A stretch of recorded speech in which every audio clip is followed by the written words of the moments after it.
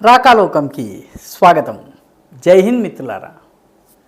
నీట్కి వ్యతిరేకంగా జరుగుతున్నటువంటి ఉద్యమం ఇప్పుడు దేశంలోని పలు ప్రాంతాల్లో జరుగుతోంది. అయితే ఇక్కడ గమనించాల్సిన విషయం ఏంటంటే, ఢిల్లీని మినహాయించి మిగతా చోట్లంతా కూడాను రాజకీయ పార్టీలు దీనికి నాయకత్వం వహిస్తున్నాయి. తెలంగాణలో జరుగుతున్నటువంటి నీట్ వ్యతిరేక ఉద్యమానికి కేటీఆర్ నాయకత్వం వహించారు. ఆయన ప్రధానమైనటువంటి ఆకర్షణ. విద్యార్థులు వెనక్కి వెళ్ళిపోయారు. కొన్ని చోట్ల ఆమ్ ఆద్మీ పార్టీ ముందుంది, కొన్ని చోట్ల ప్రాంతీయ పార్టీలు ముందున్నాయి, కొన్ని చోట్ల కాంగ్రెస్ పార్టీ నాయకత్వం తీసుకుంది. మొత్తం మీద విద్యార్థి సంస్థల్ని వెనక్కి తోసేశారు. కానీ ఢిల్లీలో జరిగేటటువంటి ఉద్యమం ఏదైతే ఉందో, జంతర్ మంతర్లో జరుగుతున్నటువంటి ఉద్యమం ఏదైతే ఉందో, దానిలో బొద్దింకల పైన 7 మార్లు హిట్ని ప్రధానమంత్రి నరేంద్ర మోదీ ప్రయోగించారు. కనిపించకుండా, పెద్దగా ప్రభావం తెలియకుండా హిట్ అటాక్ చేయటం జరిగింది. బొద్దింకలు హిట్కి చాలా దెబ్బతింటాయి. ఈ విషయం మనందరికీ తెలుసు. ప్రధానమంత్రి తీసుకున్నటువంటి 7 స్టెప్స్, దీని గురించి పెద్దగా చర్చ జరగటం లేదు. మొట్టమొదటి హిట్ ఏంటంటే, బొద్దింకల పైన మొట్టమొదటి హిట్ ఏంటంటే, ఈ మొత్తము ఉద్యమానికి సెంట్రల్ ఫిగర్గా ఉన్నటువంటి వ్యక్తిని అక్కడి నుంచి తొలగించడం. సోనం వాంగ్చుక్ని ఉద్యమ స్థలం నుంచి తీసుకెళ్ళి ఆయనని రామ్ మనోహర్ లోహియా హాస్పిటల్, గవర్నమెంట్ హాస్పిటల్లో పెట్టారు. డాక్టర్ల పర్యవేక్షణలో ఆయన ప్రోటీన్ జ్యూస్ తాగలేరు, ఏ రకమైనటువంటి బలవర్ధకాల్ని తీసుకోవడానికి వీల్లేదు, ఎందుకంటే డాక్టర్లు ఉన్నారు కాబట్టి మమ్మల్ని మెదాంతా అనేటటువంటి మాకు నచ్చిన ప్రైవేట్ ఆసుపత్రికి తీసుకెళ్లాలని ఆయన కోరారు. తక్షణం ఆయనను తీసుకెళ్ళటం జరిగింది. ఆయన దగ్గరికి కేంద్ర మంత్రి జితేందర్ సింగ్ వెళ్ళగానే ఆయన రావడమే తరువాయి అన్నట్టుగా తన యొక్క ఉద్యమాన్ని ఆపు చేస్తున్నట్టుగా, నిరాహార దీక్షని నిలుపు చేస్తున్నట్టుగా ఆయన ప్రకటించేశారు. కాబట్టి మొట్టమొదటి దెబ్బ, the central figure of the agitation, అతన్ని తొలగించటము, అది మొదటి హిట్. రెండవ హిట్ వాస్తవానికి ఈ హింసకు పాల్పడ్డటువంటి నాయకులు ఎవరైతే ఉన్నారో వాళ్ళని సపరేట్ చేయడం, పూర్తిగా వాళ్ళని ఒకరి నుంచి ఒకరిని సపరేట్ చేయడం. అందరు నాయకులు ఒకవైపు ఉంటే ఒక్క మాట మీద ఉంటారు, ఒక్క నిర్ణయం తీసుకుంటారు. కానీ నాయకుల్ని వేరువేరు చేశారు. అందులో విజయ్ దహియా బర్గర్ తింటూ దొరికిపోయారు. ఆయనని తొలగించవలసి వచ్చింది ఉద్యమం నుంచి. ఆమ్ ఆద్మీ పార్టీ పంపించినటువంటి ప్రతినిధి ఉద్యమం నుంచి అవుట్ అయిపోయాడు. అభిజిత్ దీప్కేని తీసుకెళ్ళి అరెస్ట్ చేశారు. ఆయన ఒక వ్యాన్కి కన్ఫైన్ అయిపోయారు. ఉద్యమానికి నాయకత్వం ఇచ్చేటటువంటి పరిస్థితిలో ఆయన లేకపోయారు. అదేవిధంగా ఇద్దరు నాయకులు, రాంకా అనేటటువంటి నాయకుడు, అదేవిధంగా సౌరవ్ దాస్, వీళ్ళిద్దరు కూడా ఆమ్ ఆద్మీ పార్టీ పంపిన నాయకులు. వీళ్ళను కూడా మిగతా నాయకుల నుంచి వేరు చేశారు. పర్యవసానంగా నాయకత్వం అంతా కలిసికట్టుగా ఒక నిర్ణయం తీసుకోవడానికి వీలు రెండవ హిట్ కొట్టడం జరిగింది. దీంతో ఉద్యమం చేయిదారి హింసకి పాల్పడి దాదాపు 120 మంది పోలీసులు గాయపడేలా చేశారు. పోలీసులు అత్యంత సంయమనంతో వ్యవహరించారు. పోలీసులు గాయపడ్డారు. 4 పరిస్థితి చాలా తీవ్రంగా ఉంది.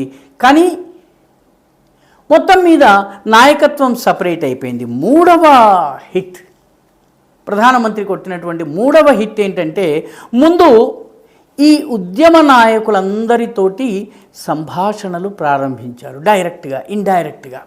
ప్రధానమంత్రి స్వయంగా ఒక సెల్ఫీ వీడియో తీసి, ఆ సెల్ఫీ వీడియో ద్వారా ప్రభుత్వము పరీక్షల్ని నిలుపు చేసేందుకు ఏ చర్యలు తీసుకుంటున్నదో వివరించారు.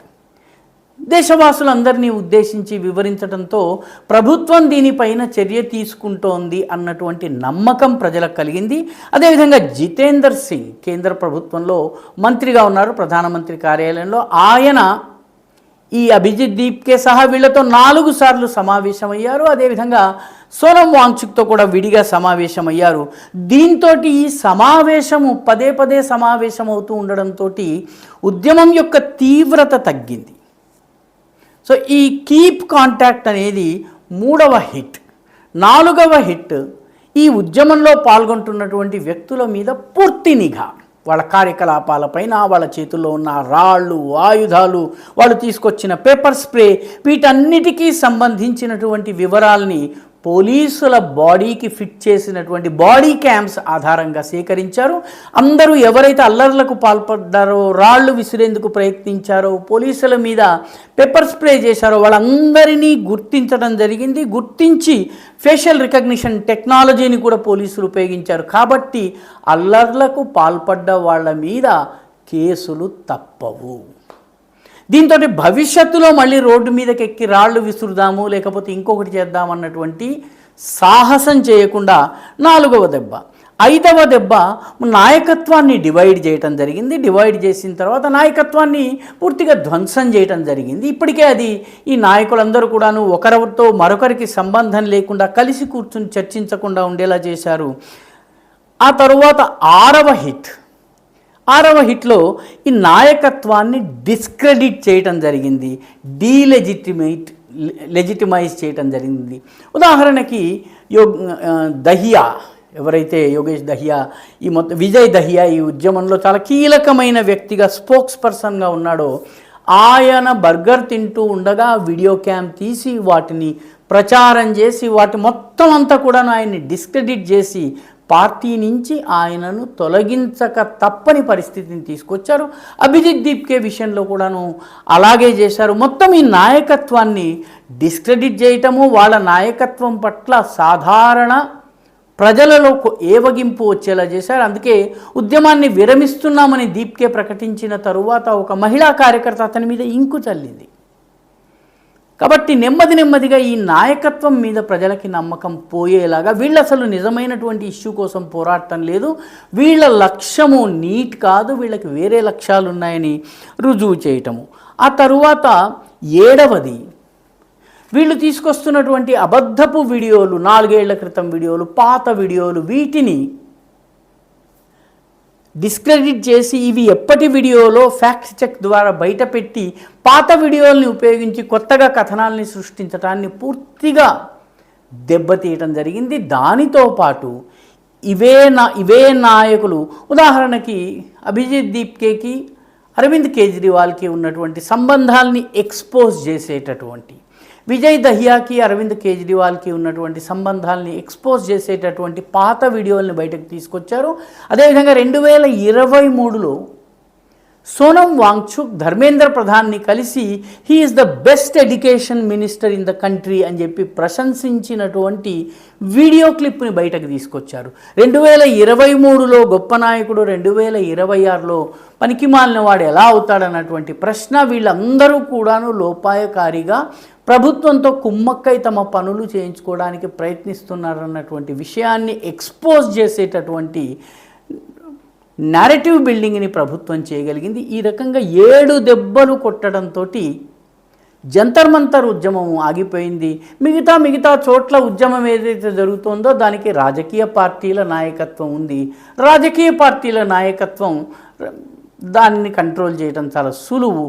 కాబట్టి నేపాల్లోనో, బంగ్లాదేశ్లోనో, శ్రీలంకలోనో జరిగినట్టుగా ఒక పెద్ద ఉద్యమం జరిగేలాగా చేసినటువంటి ప్రయత్నాలన్నీ కూడాను విఫలమైనవి.